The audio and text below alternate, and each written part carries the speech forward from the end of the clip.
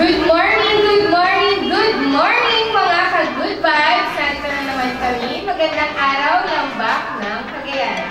Ayan, so magandang araw rin yun, dos. So narito na naman tayo sa isang masayang kwentuhan, talakayan at balitaan. Ako si Martin ito, no? Ako naman si Janice Mangan. At ako naman si Josh Kahulugan. Melissa Penna-Stevens po. Para lang sa Talk TV Cagayan Valley.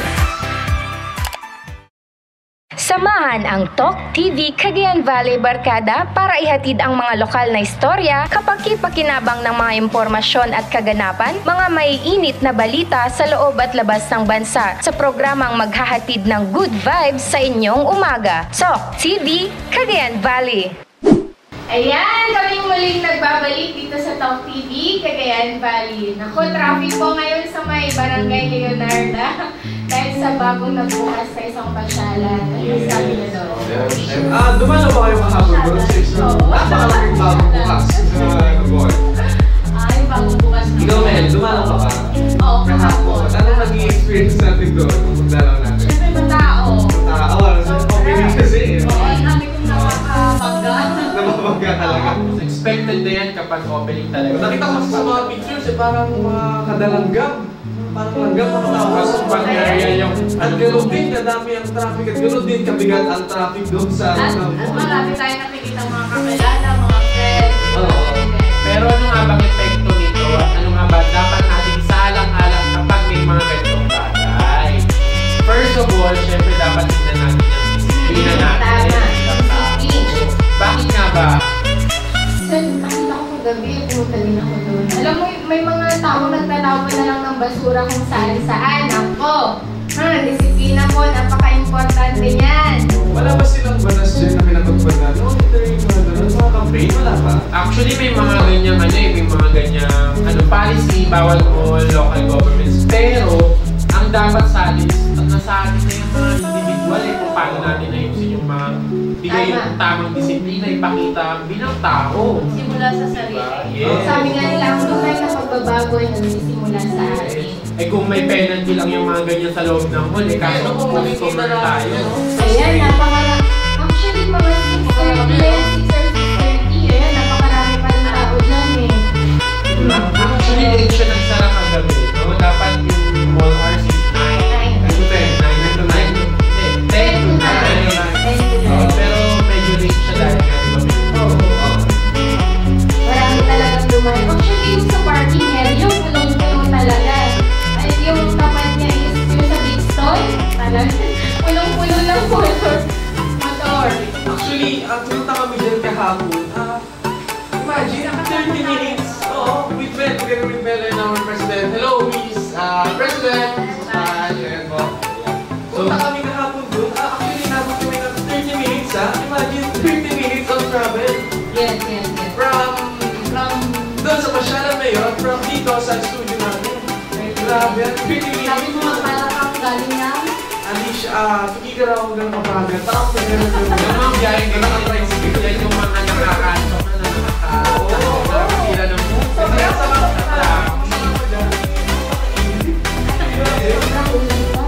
At syempre sa mga gusto magbigay ng suggestion, ideas, share, naka-live po kami ngayon sa channel. At syempre sa aming Facebook page. Good news ngayong araw is, syempre kahapon lang is merong isang nagmagandang loob na isang tricycle driver na nagngangalang Melvin Corpus ng taga-Gossi Sur, Tuguegarao City. Nakapulot po siya ng halagang pera may halagang 8,500 pesos. At syempre, ibinalik niya. May mga tao pa palang ganyan. Meron pa rin. Ibinalik niya itong pera kay Iglesh Sergio Oseta Jr. ng Barangay Centro 10 Tuguegarao City. Maraming salamat sa iyong kabayanihang pinakita. Yan. Ngayon kasi didinira na yung mga ganyang tricycle driver. Hindi namin po nila lahat, pero syempre, pag may mga ganyang point, syempre, di ba, hinakano na lang. Ilan na lang ang katulad niya. Kaya, maging magandang modelo ka sa ibang mga tricycle driver. So, yan. Magbabalik po ang Talk TV Cagayan Valley.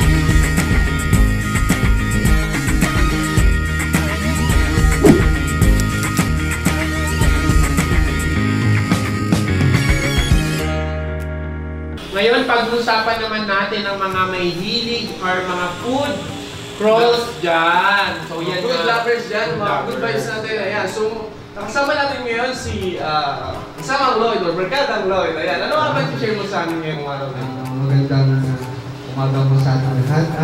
Ang share ko ngayon may segment na ito ng Shareable Eats is Shareable Eats, Shareable Eats. Yan po, yung Shareable Eats na ito, isa po siyang segment dito sa Talk TV na kung saan lahat ng shareable foods, shareable na pagkain, pwede yung Gusto na i-share. Yung mga food na mga videos nyo, nilagyan nyo ng mga vlogging experience, ipa-share nyo po dito sa aming local TV show para ma-picture natin. Ayan. Ayan. Ano nga ba mga putayang i-share natin ngayon? Ang i-share natin ngayon ay samgyupsal ala Andreas 42 style.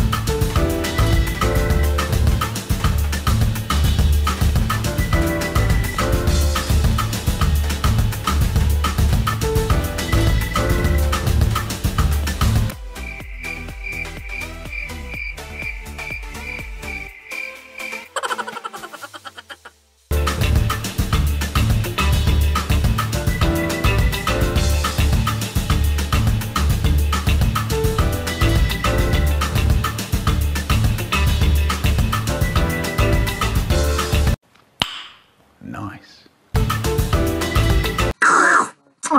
Yummy!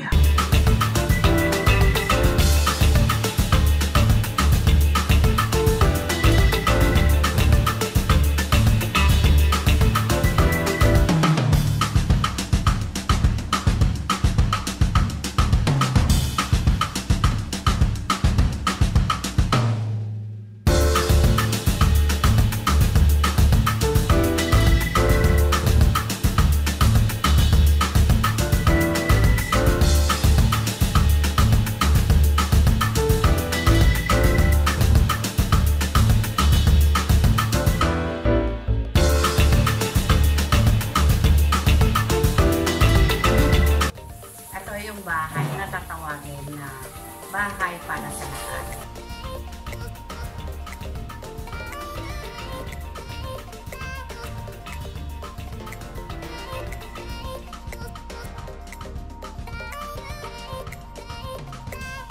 The 60-year-old house done by my father-in-law 1957-58 siguro yan. So, wala kami binago. Steady siya talaga at maganda talaga ang bahay because the people involved at yung people involved ngayon has the heart to entertain people na ganon ang kinagisnan ko sa pamilya ko. I am a daughter-in-law ng Fortunato and Andrea Rivas. So, still, and I believe na nandito lang sila sa paikot-ikot. Yun ang Andreas. Yun ang kabuuan ng Andreas 42. Nananatili pa rin yung salitang tulungan, pagmamahalan, ibigay. Yun ang meron sa amin, sa Andreas 42. Actually, mga naitabi ng mother-in-law ko, ang karamihan na nandito, those were gifts before na inaayos lang namin. These are old recycled items na nandyan. There's nothing new to eat except siguro yung lights. Yun lang ang bago dito. And the rest are galing sa mga lumang gamit nila. Yan siya.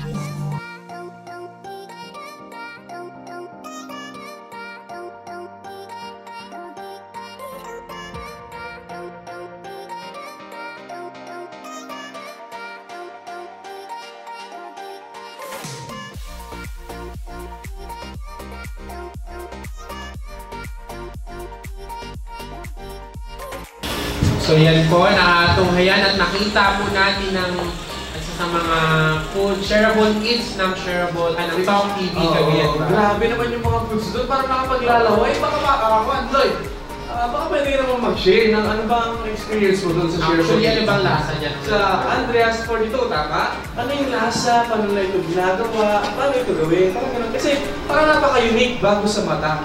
Ano? Yan, connection lang po sa video, pan siya, Sanggyeopsal, hindi Sanggyeopsal, kaya... S-A-M. S-A-M. Sanggyeopsal. Medyo nakakabulot. Masasarap ang pagkain dito. Yung Andreas 42 na yun, kasi matagal na ako pumunta ng San Mateo, matagal na ako lumalala doon minsan. Kaso, ngayon ko lang kita yung restaurant na yun. Kaya, pagpasok mo pa lang lahat ng interiors, lahat ng design, vintage yung dating. Kaya sabi ni Ma'am Baby, yung interview kanina, yung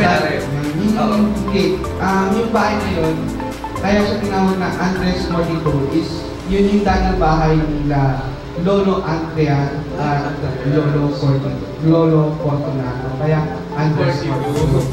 Kaya yung gumawa, kaya yung ginawa siyang restaurant ni Madam Baby, yung interview kanina, na siya yung daughter-in-law nila Lolo at Lola Fortunato. Kaya sabi ni Madam Baby, na ginawa nilang pasyalan ng maraming tao dahil yung bahay is puno-puno daw ng pagmamahalan, katuwaan. Kaya yung naisip nilang business. So palang napalaki ng value nito sa kanila. Actually ako din, I'm from Isabela, sa Alicia. Madalas din ako tumambay dyan sa Mateo, pero parang hindi ko pa nakikita yun. Parang tao sa mga. Saan ba ito matatagpuan? Yan, matatagpuan siya sa malapit lang siya sa munisipyo ng San Mateo. Tanong mo lang sa tricycle drivers na, kuya, sa Andreas 42 lang. Kilalang kilala. So itong food na ito is Korean-inspired, it's a samgyeopsal, it's a Korean word. Yan, kasi meron silang everyday, may bago silang pakulo na yung samgyeopsal, offer siya ng Friday night, 300 pesos lang siya. Makakain mo na lahat ng potato salad, lahat ng Ayan, so sa mga gusto mag-share ng mga food rolls nyo, shareable eats nyo, maaari po kayong magpunta sa aming Facebook page at Shareable News PH or tumawag sa aming hotline 0905-774-3669. Inuulit ko po, 0905-774-3669. Yan. Ayan, so kung gusto nyo po bisitahin ang Andreas 42, mga ilang hours ito mula sa Tuguegarao? Ang mula Tuguegarao, pag naman para sa yung sasakyan, nasa 2 to 3. Malapit lang, ano? Pinakamabilis na yung, mga 1.5 hours. 1.5 hours kami sa sarili. Mas lalo pag nalang sa Rojas. Wala po. Wala. May shortcut yan. kanta doon, ano? Meron siyang kanta. Kaya sabi nga si Shareable is yung tagline ng eat, share, and promote. Kaya kung gusto niyo mong mag-feature dito sa Talk TV, gusto niyo promote, invite niyo lang po ang Shareable team o Talk TV Cagayan Valley team para i-try at i-try yung mga must try the food sa inyong restaurant niya. So, establishment nila. Kasama niyo po kami para i-promote ang local restaurant, local food dito sa Tuguegarao. Ayan. So, thank you, Pare Chloe. Muli, magbabalik po ang Talk TV Cagayan Valley. Trending sa dos! Naghahatid ng mga may init na issue, balita at usapin sa mga lambak at isla sa Rehiyon 2 at sa mga kalapit lalawigan. Tatalakayin at susuriin, bubusisiin sa kapakanan ng mamamayan para sa mas well-informed na lipunan.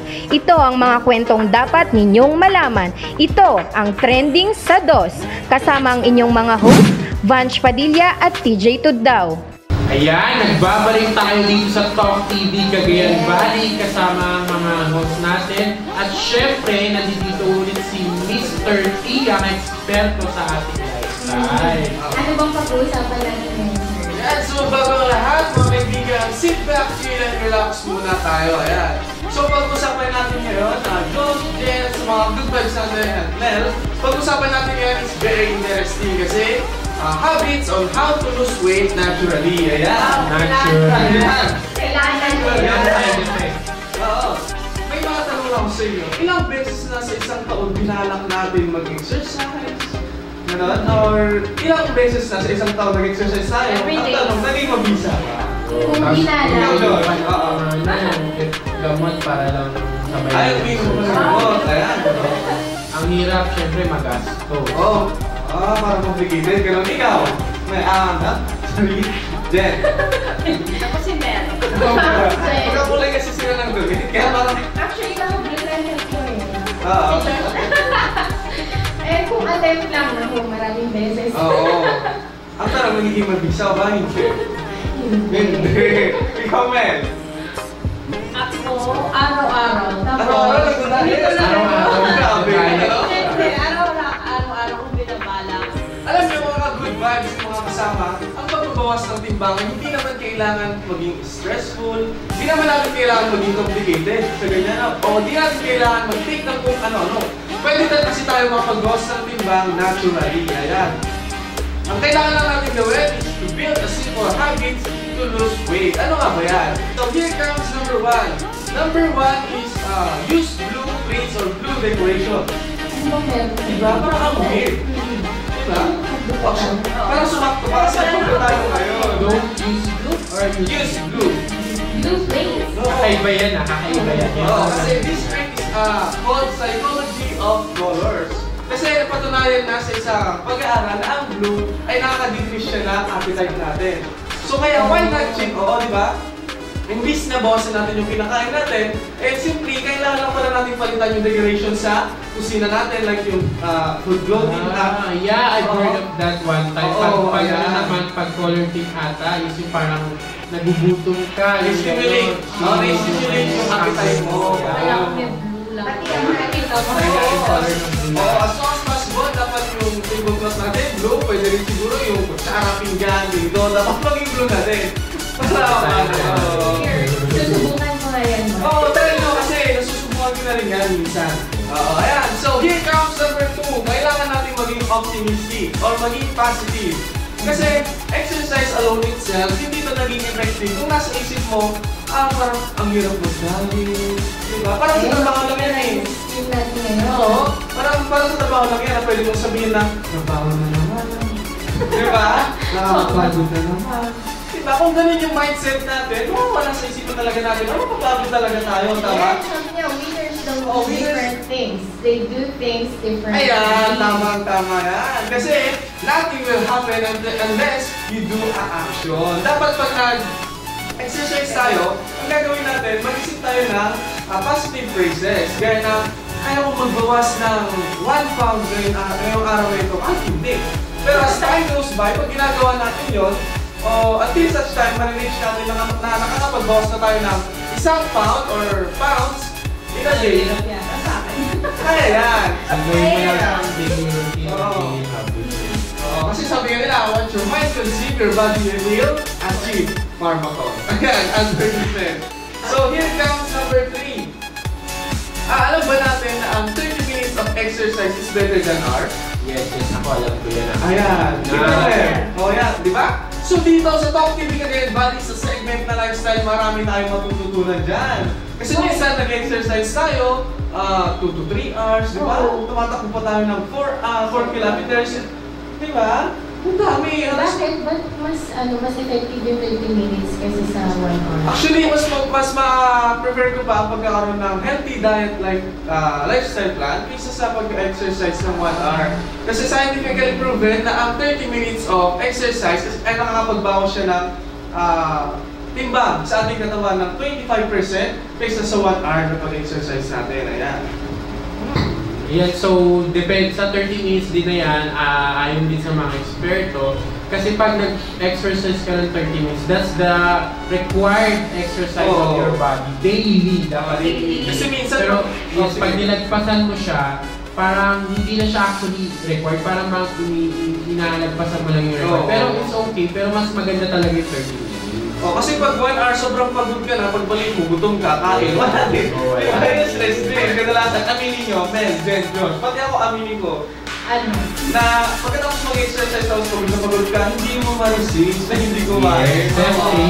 Dahil pa kasi sobrang pagod, sino ba namang hindi ka kakakain kung pagod ka, ha? Trinay ko din mag-gym. Anong mag-gym?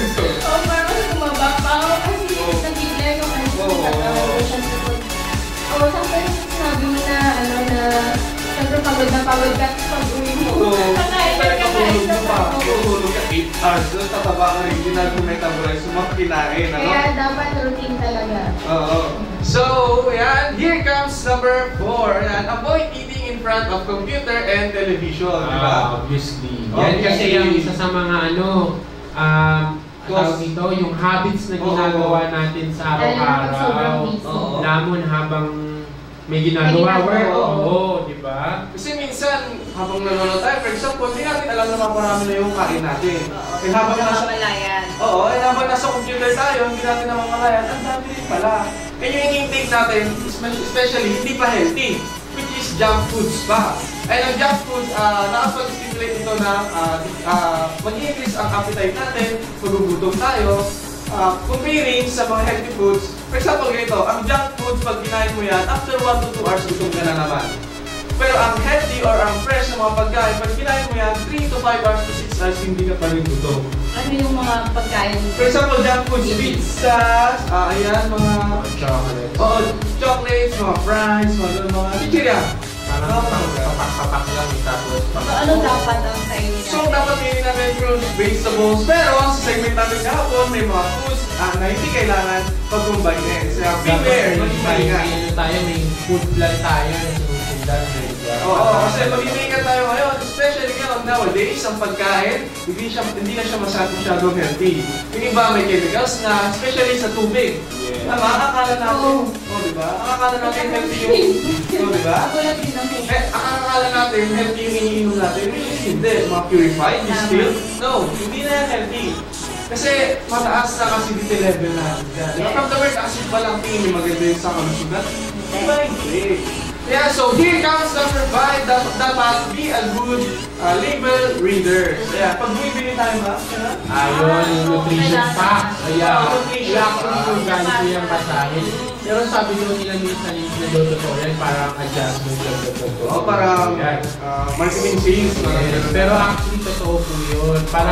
Actually, ang mga food labels, yan, 80% na totoo, 20% na hindi. Sorry sa mga pagkain na may mga food labels, pero yun po yung totoo. Sabi nga nila, naniniwala ba kayo, Mel, Josh, Jen, na ang pagbabasa ay nakakatalino? Pero para sa akin kasi, ang pagbabasa hindi nakakatalino. Para sa akin, depende sa binabasa ng tao. Kasi for example, basa ka ng basa, pero puro mga pocketbooks, ano mangyayari sa isip? Ayun, tama. Diba? Tama?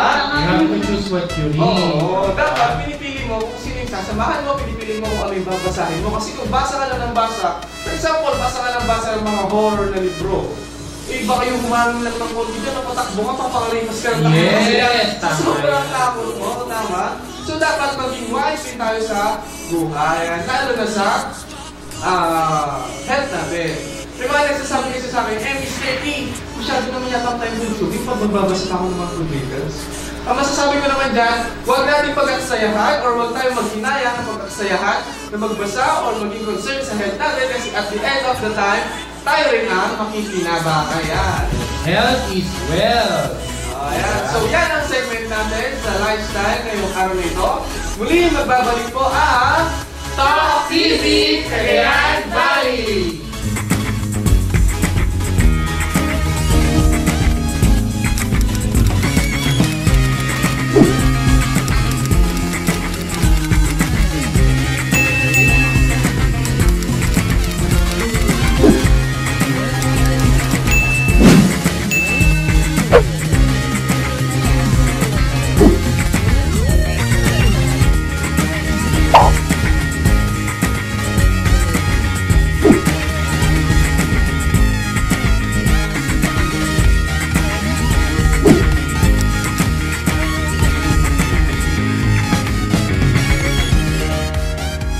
Ayan, so muli nagbabalik po tayo dito sa Talk TV Cagayan Valley. Ayan, so nag-enjoy po tayo siguro sa show noong umagang ito, no? Yes! So, sa mga sumama sa amin sa aming susunod na balitaan, talakayan at sa masarap na usapan sa umaga, please follow us at our Facebook page at Shareable News PH at sa YouTube naman, Shareable TV. And our channel is at Clearview Cable TV Channel 8. And sa mga gustong mag-advertise, mag-guest at mag-showcase ng talent dito sa video sa Top TV Cagayan Valley, you can call us on our hotline number 0905-774-3669. Ulit ko po, 0905-774-3669. At may mga new segment po tayo next week. Siyempre, Cagayan Talentado, meron pa rin yan. If you're willing to showcase your talent, siyempre, just send us your message. And of course, you can send us through this number, 0905-774-3669. At huwag niyo pong kalimutan mag-subscribe sa aming YouTube, Shareable TV. At mapapanood niyo po kami next week. Ayan, so sa mga nag-aabang po sa mga segments natin dito, lalong-lalo na sa, Cagayan, no? Cagayan Talentado. Cagayan Talentado sa news natin sa Shareable Eats. Ayan, and sa lifestyle, gumawa na po ako ng aabangan natin. From Monday, meron po tayong management. Abangan niyo po next week ang mga bagong segment namin. Ayan, at ulitin po ulit namin ang aming Facebook page. Sabi niyo po kaming aabangan at Shareable News PH. Kung may gusto po kayo sa ating i-share na i-feature yung spot dito sa Cagayan, syempre Josh sa ating biyaheng Cagayano, send nyo lang po sa kanya at i-feature po natin yan. At yan ang kalipunan ng mga balita sa araw na ito. Hanggang sa araw ng bukas, Dito lang sa Talk TV Cagayan Valley! Samahan ang Talk TV Cagayan Valley Barkada para ihatid ang mga lokal na istorya, kapaki-pakinabang ng mga impormasyon at kaganapan, mga maiinit na balita sa loob at labas ng bansa sa programang maghahatid ng good vibes sa inyong umaga. Talk TV Cagayan Valley.